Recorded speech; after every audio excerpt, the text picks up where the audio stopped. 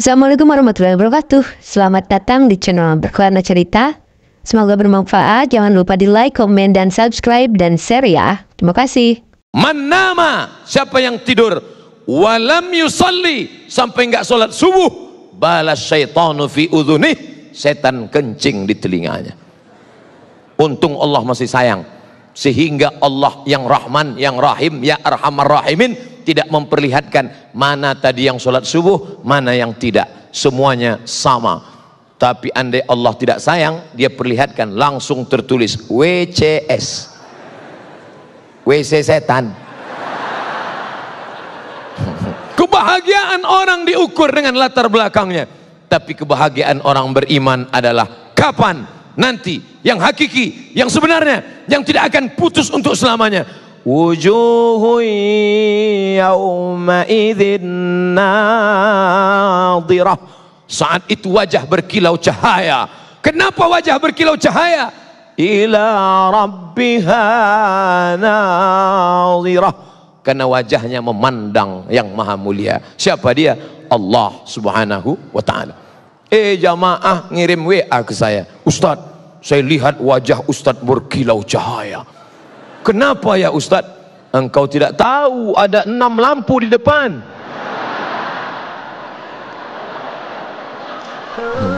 Assalamualaikum warahmatullahi wabarakatuh. Hai sahabat religiwan semuanya, semoga usia bertambah, istiqomah juga semakin bertambah, amal bertambah, maka bertambah pula persiapan kita untuk tetap mendapat kebaikan. Assalamualaikum warahmatullahi wabarakatuh. Tema kita bersatu menuju kebahagiaan yang hakiki. Bersatu, kitalah yang paling mungkin untuk bersatu. Kenapa demikian? Pertama, Tuhannya berapa? Qul huwallahu ahad. Tentu kelanjutan itu hafal semua. Allahus samad. Qul huwallahu ahad. Allah Esa, tunggal, tidak berbilang. Labbaik Allahumma labbaik, labbaika la syarika laka labbaik. Tidak ada sekutu bagimu, Allah saja, tidak ada yang lain. Allahnya satu, kiblatnya berapa kiblatnya? Satu. Fawalli wajhaka syatral masjidil haram. Bahasa yang dipakai dalam sholat berapa? Satu. Ada orang sholat pakai bahasa selain Arab? Tidak ada. Kalau ada, berarti dia sudah masuk penistaan agama. Tidak boleh. Lalu kemudian kiblat satu, Allah satu, Sayyidul Anbiya wal Mursalin, Nabi Muhammad sallallahu alaihi wasallam. La nabiyya ba'dah. Tidak ada lagi nabi sesudah itu. Ada nabi susulan. Nabi KW 1. Gak bisa. Tapi cerdasnya bapak-bapak kepolisian, yang ngaku nabi ditangkap, yang ngaku Jibril pun ditangkap, dikonfrontir. Kamu ngaku Jibril? Iya. Kamu ngaku nabi? Iya. Nabi dapat wahyu dari siapa? Dari Jibril. Jibril pernah ngasih wahyu ke Nabi? Enggak. Nabi pernah dapat wahyu dari Jibril? Enggak. Tangkap. Oleh sebab itu maka amat sangat mungkin kita bersatu. Jerman pakai bahasa Jerman, Prancis pakai bahasa Prancis, Portugis pakai bahasa Portugal. Mereka dengan berbagai macam bahasa, dengan berbagai macam agama, tapi bisa mewujudkan satu mata uang. Itulah dia euro. Euro Pak Ustadz, terserah. Yang penting satu mata uang. Maka kita amat sangat bisa bersatu seperti yang dipakai pada zaman Nabi Muhammad sallallahu alaihi wasallam. Dinar dan dirham. Uang emas dinar, uang dirham perak, sehingga kita tidak lagi pusing memikirkan apa yang disebut dengan mata uang, jatuh mata uang. Ketika kami mendapat beasiswa ke Al-Azhar Mesir tahun 1998, bersyukur, alhamdulillah dapat beasiswa. Tapi di saat itu melambung $1 yang awalnya 2.500 menjadi 17.000. Melambung. Beberapa teman tidak berangkat, tapi Al-Azhar Mesir, Masya Allah, yang tidak berangkat langsung dikirim tiket. Kami yang berangkat sudah beli tiket duluan, menyesal. Kalau tahu begitu kemarin ngaku susah aja nggak berangkat. Tapi ternyata begitulah keadilan Allah Subhanahu wa ta'ala. Cerita masalah bersatu tidak amat sangat mungkin bersatu, tapi kenapa pada kenyataannya jangankan menyatukan mata uang, jangankan menyatukan kesepakatan, tapi menyatukan sholat subuh pun payah. Masih ada orang yang tidak mau sholat subuh di masjid ini. Kenapa? Karena tidak pakai kunut. Saya nggak mau sholat di masjid Pak Ustadz. Kenapa? Karena berkunut. Padahal antara berkunut dengan tidak berkunut dua-duanya sah. Yang jadi masalah yang nggak sholat subuh. Berdebat masalah kunut dengan tidak kunut sampai jam 2 malam. Habis suara tegang urat leher. Ada dalilnya, nggak ada dalilnya, ada dalilnya, nggak ada dalilnya. Besok pagi dua-duanya kesiangan. Masya Allah. Makanya kalau saya ceramah di suatu tempat, diminta menjadi imam, Ustadz Somad silakan jadi imam. Tausiah subuh akan dipimpin oleh Al-Mukarram Haji Abdul Somad LCMA. Subuh ini beliau akan memimpin kita jadi imam. Silakan Ustadz. Batu. Karena saya tahu masjid itu masjidnya Muhammadiyah. Muhammadiyah nggak pakai kunut. Saya tidak ingin merusak jamaah yang ada di situ. Saya hanya berceramah tentang akhlak, tentang akidah. Maka imam tetapnya mana? Ada imam tetapnya, silakan. Karena saya di masjid dekat rumah saya, kalau saya jadi imam, bismillahnya jahar. Allahu Akbar. Bismillahirrahmanirrahim. Lalu kemudian setelah rukuk, rakaat kedua i'tidal, samiallahu liman hamidah. Allahumma hadina fi man hadait. Amin. Wa afina fi man afait. Amin. Yang paling enak jadi makmum. Paling enak jadi makmum. Nggak usah pusing mikirin. Malah yang ribut makmumnya. Disuruh jadi imam nggak bisa, jadi makmum komen. Maka terkadang lebih hebat pemain bola atau yang nonton bola? Yang nonton. Itu seandainya tadi bolanya agak ke kanan sedikit, passing gol itu. Padahal dikasih bola nendang belum tentu bisa.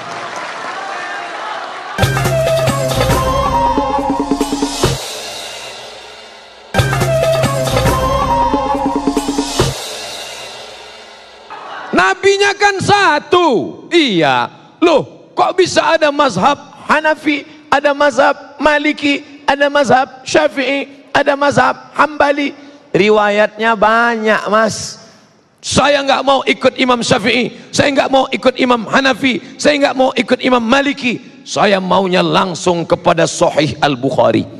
Langsung aja ke Sahih Bukhari. Oh, gitu ya? Iya. Jadi Sahih Bukhari itu siapa yang punya? Pokoknya Bukhari. Bukhari itu nama kampung, namanya Bukhara. Orang Bukhara disebut Al-Bukhari, orang Makkah disebut Al-Makki, orang Madinah disebut Al-Madani, orang Mesir disebut Al-Misri, orang Bukhara disebut Al-Bukhari, orang Bandung disebut Al-Bandungi. Nah, itu nama negeri asalnya. Sedangkan nama dia Muhammad bin Ismail bin Ibrahim bin Al-Mughirah bin Bardisbah Al-Bukhari. Dia punya guru. Siapa nama gurunya? Ahmad bin Hambal. Meninggal 241. Ahmad bin Hambal punya guru. Siapa gurunya? Muhammad bin Idris Asy-Syafi'i. Imam Syafi'i. Syafi'i punya guru. Siapa namanya? Imam Malik bin Anas. Maliki. Itu artinya kamu sama dengan mengatakan saya maunya ikut Ustadz Somad, nggak mau ikut Habib Ahmad Al-Kaf. Padahal Abdul Somad banyak belajar dari Habib Ahmad Al-Kaf. Kapan Ustadz belajar? Dari TV One. Saya nggak punya sanad langsung. Alhamdulillah dipertemukan Allah, bisa berjumpa, bisa bertatap muka. Selama ini hanya melihat beliau saja, hanya mendengarkan tausiahnya. Itulah gunanya silaturahim di alam nyata, jangan hanya di alam gaib terus. Ternyata Imam Bukhari berguru kepada Imam Ahmad bin Hanbal Hambali, berguru kepada Muhammad bin Idris Asy-Syafi'i, berguru kepada Malik bin Anas Maliki. Mereka punya silsilah ke atas. Oh, bulan. Maka kita mesti belajar. Saya nggak mau ikut ulama, saya maunya langsung ke Quran, baca Quran langsung. Ulama ini manusia, mungkin saja salah, mungkin saja keliru. Ngapain ikut ulama? Saya mau langsungnya ke Quran saja. Buka Quran kamu, coba baca ayat. Fi qulubihim maradun. Apa artinya? Sebentar ya Ustaz, saya lihat terjemah dulu. Yang nerjemah itu siapa? Ulama, Kementerian Agama, Departemen Agama, disusun oleh para ulama. Tapi katanya nggak mau ikut ulama, kecuali yang ini. Kita semua ngikut ulama, betul? Yang nggak boleh itu hanya mazhab Syafi'i saja yang benar, lain daripada ini salah, masuk neraka jahanam. Surga itu isinya saya, istri saya, mertua saya, guru saya. Lawang surga itu luas sekali. Wasari'u ila maghfiratin min rabbikum, bersegeralah pada ampunan Rabbmu. Wa jannatin, surga, arduhas samawat, luasnya seluas langit, wal ard, seluas bumi. Langit tak terbatas, bumi 7 lapis ke bawah, lebih luas lagi surga. Surga luas sekali, ngapain kamu kapling? Yang penting passwordnya sama, asyhadu an la ilaha illallah wa asyhadu anna muhammadan rasulullah. Saya satu majelis dengan Habib Syekh, majelis solawatan. Habib Syekh solawat, saya tausiah. Habis itu Habib Syekh di sela-sela solawat, beliau tausiah pendek. Saya ingat ucapan Habib Syekh, apa kata beliau? Sing Muhammadiyah mlebu nang surga, sing NU mlebu kabeh. Akhirnya orang NU masuk ke dalam surga. Ini masih kata Habib Syekh, dia kaget, dia lihat, loh ternyata orang Muhammadiyah ada, masuk surga juga, sama. Akhirnya setelah mereka sama di dalam surga, rapat. Orang kita kan suka rapat, rapat pemilihan. Tapi Allah Ta'ala sudah angkat semua. Sebenarnya yang merusak kita adalah kepentingan, yang merusak kita adalah hasad. Makanya kita minta jauhkan. Wa min syarri hasidin idza hasad.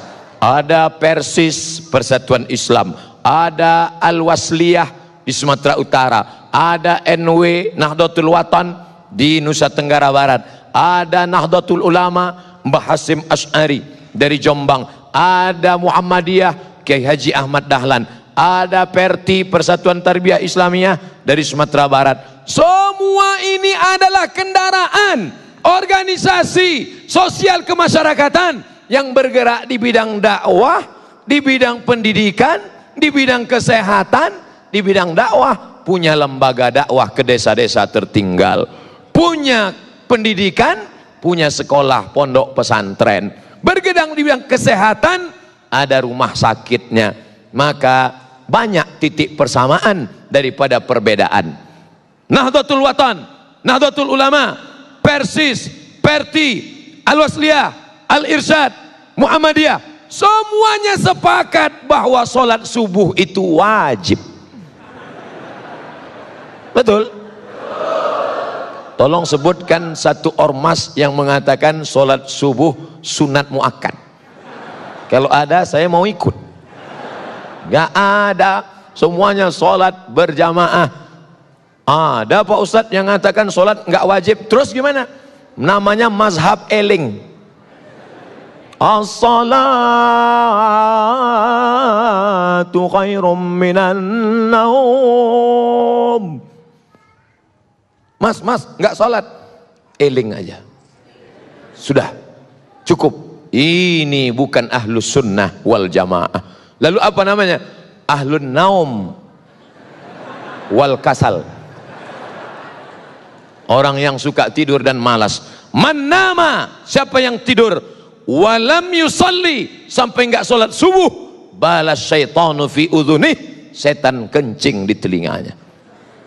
Untung Allah masih sayang, sehingga Allah yang Rahman, yang Rahim, ya Arhamar Rahimin tidak memperlihatkan mana tadi yang sholat subuh, mana yang tidak, semuanya sama. Tapi andai Allah tidak sayang, dia perlihatkan langsung tertulis WCS, WC setan. Sedangkan WC manusia aja bau setan, apalagi WC setan. Nggak mungkin bau manusia. Ustadz dari tadi kok mandangnya ke sana, mandangnya ke sana, kenapa tidak melihat ke depan? Saya takut terjadi fitnah. Padahal ceramahnya tidak tentang sedih, kenapa dikasih tisu?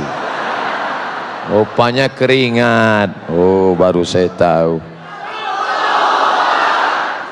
Allahu Akbar itu diteriakkan waktu mau perang, bukan waktu ustadz ngelap keringat.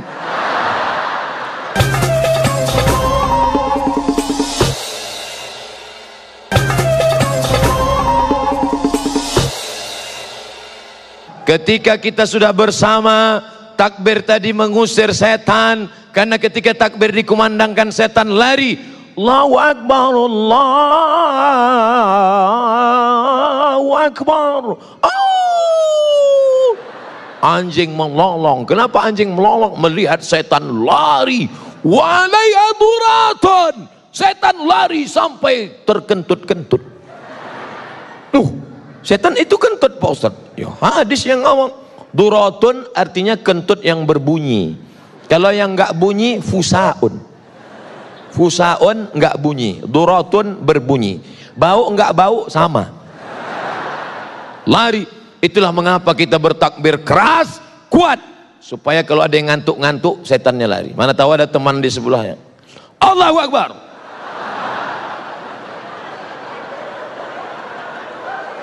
Allahu Akbar. Lari setan. Mana ada ustadz baca ruqyah pelan-pelan. Allahu la ilaha illa huwal hayyul qayyum la ta'khudhuhu sinatun wa la naum. Bacanya kuat. Allahu la ilaha illa huwal hayyul qayyum la ta'khudhuhu sinatun wa la naum.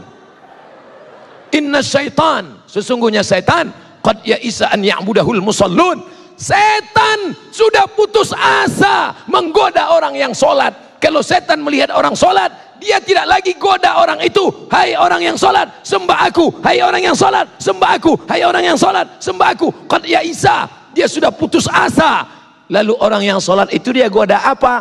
Walakin fit tahrish, dimasukkannya ke dalam hati orang yang sholat itu berikhtilaf, berkelahi, bertikai, berkonflik, permusuhan di dalam hati orang yang sholat. Betul? Jangan heran, satu masjid, satu shop. Kenapa satu shop? Memang masjid itu nggak pernah lebih dari satu shop. Satu masjid, imamnya sama, shopnya sama, tapi kelahi. Orang kalau mau masuk masjid itu langsung sholat. Sebelah kanan penuh, sebelah kiri, kiri kanan penuh, shop belakang. Ini orang kalau masuk masjid ngelihat dulu, si anu sebelah mana ya? Dia sebelah kanan, saya sebelah kiri. Dia kiri, saya di kanan. Akhirnya sampai suatu hari lupa masbuk, mau cepat-cepat, Allahu Akbar, rupanya dia di sebelah. Yang kamu pertahankan itu ego sombong kamu. Apa yang membuat kamu berkelahi? Makanya jelas dikatakan la yadkhulul jannah, tidak masuk surga. Siapa itu? Qati'ur rahim, orang yang memutus tali silaturahim. Semua yang hadir ini datang niatnya dua. Satu, silaturahim. Dua, ukhuwah Islamiyah. saya dengan bapak nggak ada hubungan silaturahim.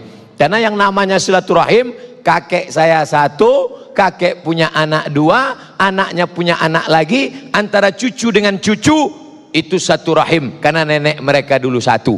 Tapi antara saya dengan bapak ibu di Bandung beda. Saya orang Melayu dari Sumatera, bapak ibu orang Sunda. Kumaha atuh damang? Jangan panjang-panjang, saya ngerti itu aja. Kita nggak ada hubungan.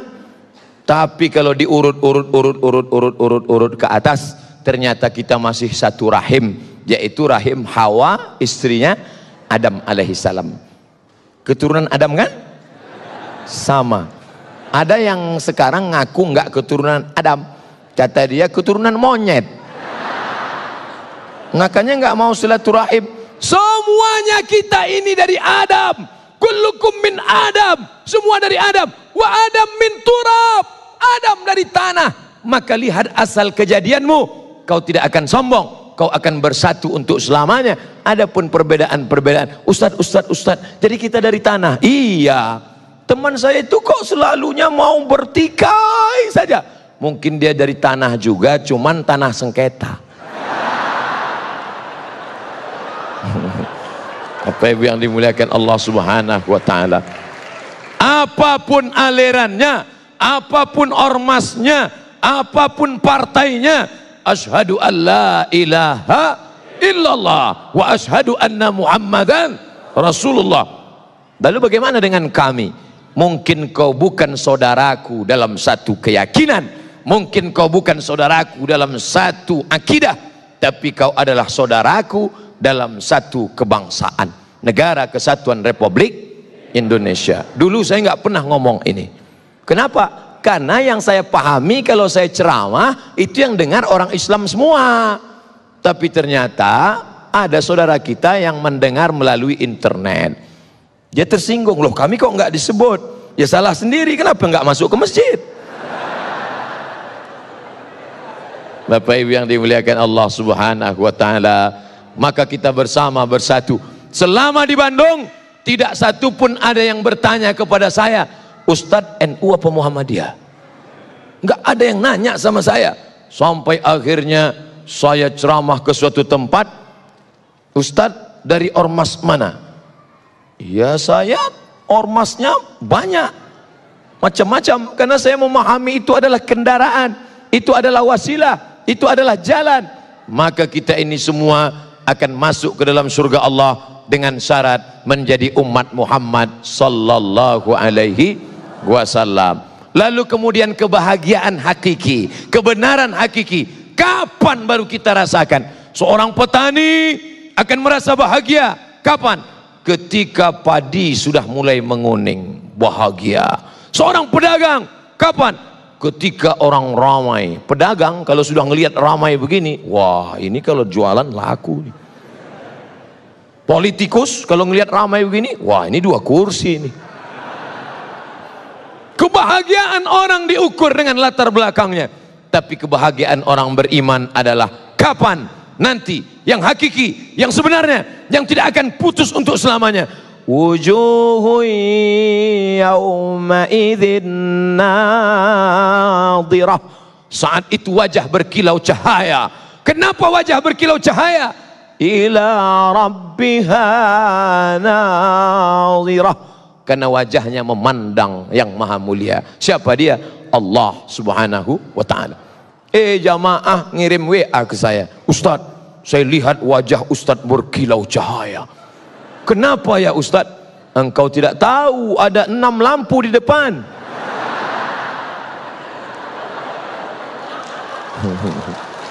Bapak Ibu yang dimuliakan Allah, para pemirsa TV One dimanapun berada, maka kita akan bersatu untuk selamanya. Itu yang dikatakan Syekh Abdul Halim Mahmud, Syekhul Azhar, Grand Syekh Al-Azhar tahun 70-an. Apa kata Grand Syekh Al-Azhar? Ketika dia dalam perjalanan dari Mesir menuju India, di dalam pesawat terbang dia sempat menulis. Itulah hebatnya ulama. Di pesawat dia nulis. Sampai di India keluar satu buku, judul bukunya Alhamdulillah hadhihi hayati. Alhamdulillah hadhihi hayati. Hebatnya ulama dalam pesawat nulis buku. Ustadz Somad pernah nulis buku dalam pesawat? Enggak. Kenapa? Asal sampai pesawat. Ladies and gentlemen, all of our passenger.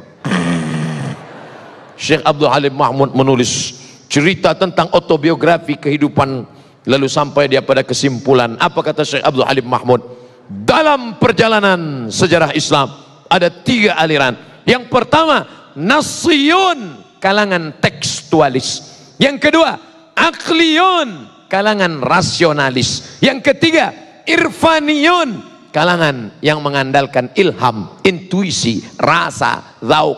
Nasiyun, tekstualis. Akliyun, rasionalis. Irfaniyun, yang mengandalkan intuisi, rasa, zauk, ilham. Ketiga-tiga ini akan bersatu. Di mana mereka bersatu? Wa ma umiru illa liya'budullah mukhlisin lahuddin. Insyaallah kalau ikhlas kita akan dipertemukan Allah dalam pintu keikhlasan. Mudah-mudahan kita termasuk orang yang ikhlas insyaallah. Apa itu Ustaz Somad ngomong ikhlas, ngomong ikhlas? Emang dia ikhlas? Abdul Somad belum ikhlas. Dia hanyalah hamba Allah yang fakir, yang lemah, yang dhaif. Menuju keikhlasan, doakan saya semoga kita semua menjadi orang-orang yang ikhlas. Kiai, doakan saya jadi orang ikhlas Kiai. Habib, doakan Al-Fakir menjadi orang yang ikhlas. Jamaah semua doakan semoga Ustaz Somad mati husnul khatimah.